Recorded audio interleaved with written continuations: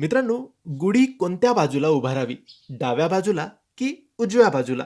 हा प्रश्न भरपूर लोकांच्या मनात आलेला असेल.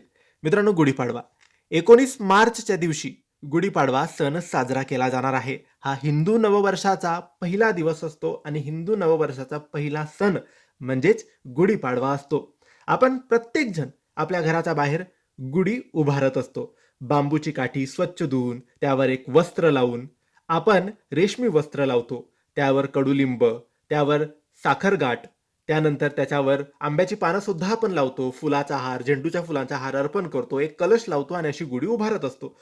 पण ही गुढी डाव्या बाजूला उभारावी की उजव्या बाजूला?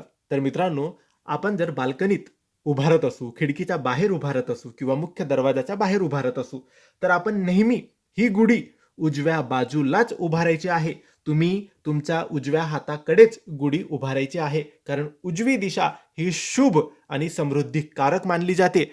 आपल्या हिंदू धर्मात वास्तुशास्त्रात डावी बाजू, डावी साईड ही चुकीची आणि अशुभ मानली जाते. म्हणून दिवा सुद्धा उजव्या बाजूला आपण लावतो दरवाजाच्या, आणि तुळशी सुद्धा उजव्या बाजूला ठेवतो, आणि गुढी सुद्धा तुम्ही उजव्या बाजूलाच उभारायची आहे. धन्यवाद.